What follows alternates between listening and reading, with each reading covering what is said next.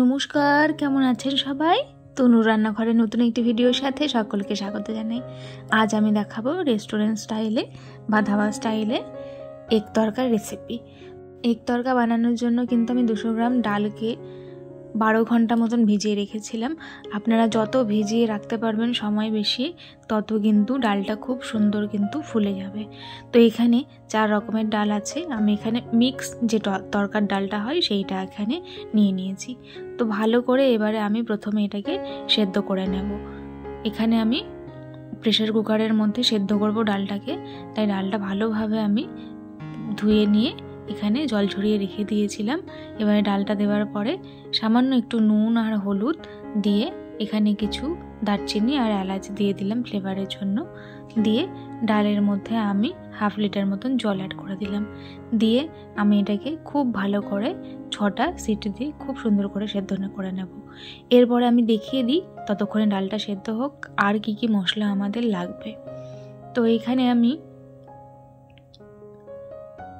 প্রথমেই কেটে নিয়েছি, সব কিন্তু কুচিয়ে নিয়েছি, ভালো করে ছোট ছোট টুকরো করে নিয়েছি। তো প্রথমে আমি এখানে নিয়ে নিয়েছি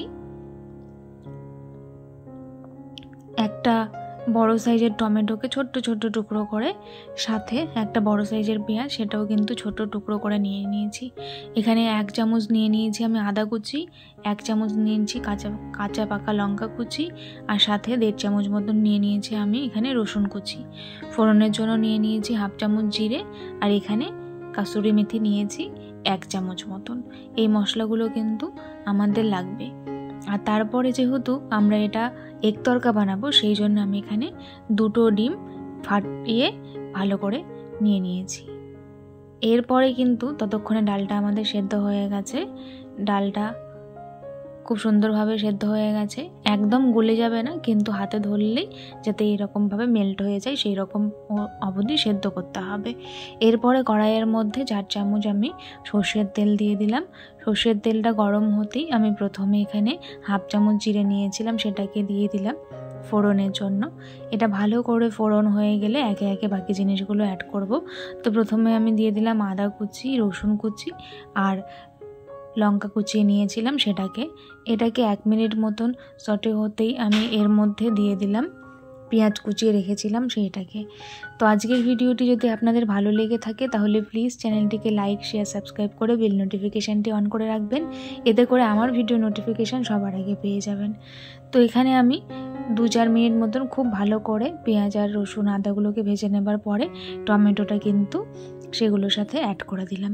টমেটো দেবার পরে খুব ভালো করে আবারও কিন্তু আমি একটু নাড়াচাড়া করে পুরোটাকে মিক্স করে নিচ্ছি। এইরকমভাবে যদি আপনারা করেন তাহলে কিন্তু একদম দোকানের স্টাইলে বা রেস্টুরেন্ট স্টাইল কিন্তু স্বাদ আসবে। তো এইখানে আমি 1/2 চামচ মতন দিয়ে দিলাম বিট নুন, খুব সুন্দর একটা চটপটা স্বাদ নিয়ে আসার জন্য।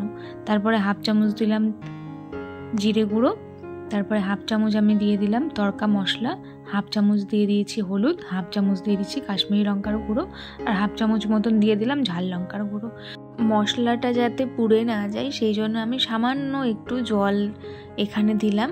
দেবার পরে খুব ভালো করে কিন্তু এটাকে আমি মিক্স করব। এখানে আলাদা করে আমি আর সাদা নুন ব্যবহার করিনি, পরে যদি লাগে তাহলে ব্যবহার করব, কেননা আমি ডালটা সেদ্ধ করবার সময় নুন দিয়ে সেদ্ধ করেছিলাম। তো এই পর্যায়ে যে 1 চামচ আমি কাসুরি মেথি নিয়েছিলাম সেটা কিন্তু অ্যাড করে দিলাম। এই মশলাটাকে তেল ছাড়া অবধি খুব ভালো করে কিন্তু কষিয়ে নিতে হবে, যাতে কোনো কিছুর কাঁচা গন্ধটা না থাকে। গ্যাসের ফ্লেমটা কিন্তু এই পর্যায়ে আমি এখানে মিডিয়াম রেখেছি। তো যে 2টো ডিম নিয়েছিলাম এইটা থেকে ভালো করে তেল ছেড়ে দেওয়ার পরে মশলা থেকে ডিম 2টো কিন্তু আমি এখানে অ্যাড করে দিলাম। আপনারা চাইলে প্রথমে ডিমের ভুজিয়া মতন করে নিয়ে তারপরেও কিন্তু অ্যাড করতে পারেন। তো আমি এখানে ডিরেক্ট মশলার সাথে অ্যাড করে নিয়েছি। এটাকে খুব ভালো করে এবারে আমি কুক করব। তো দেখুন, এইভাবে যদি আপনারা এই প্রসেস ফলো করে রান্না করেন তাহলে কিন্তু একদম দোকানের মতো বা রেস্টুরেন্টের মতন কিন্তু স্বাদ পাবেন। আর এটা ভীষণ প্রোটিনে ভরপুর, এটা খাওয়া তো খুবই ভালো। তো এই পর্যায়ে যখন ডিমটা একদম প্রপার কুক হয়ে যাবে সেই পর্যায়ে কিন্তু আমি যে ডালটা সেদ্ধ করলাম তরকা, সেই ডালটা যে জলটা ছিল সেটা সমেত আমি পুরোটাই কিন্তু দিয়ে দিলাম, আমি এক্সট্রা কোনো জল দিইনি। এবারে খুব ভালো করে এটাকে ফোটাতে হবে।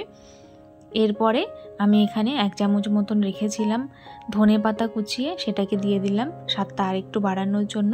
দিয়ে আবারও কিন্তু খুব ভালো করে আমি এটাকে মিক্স করে নিচ্ছি। এটা কিন্তু খুব বেশি ঝোল ঝোল হবে না, একটু মাখা মাখাই হবে। তো এরপরে আমি এখানে জলটা যখন হালকা শুকিয়ে আসবে সেই সময় 1 চামচ মতন দিয়ে দিলাম গরম মশলা গুঁড়ো। দেওয়ার পরে আবারও খুব ভালো করে আমি মিশিয়ে নিলাম। দেখুন একদম রেডি হয়ে গেছে তরকারিটা। স্ট্যান্ডিং টাইমের জন্য 5 মিনিট রেখে দেওয়ার পরে এখানে আমি সার্ভ করে নিয়েছি। আজ তবে আসি, দেখা হবে আরও একদিন। ধন্যবাদ।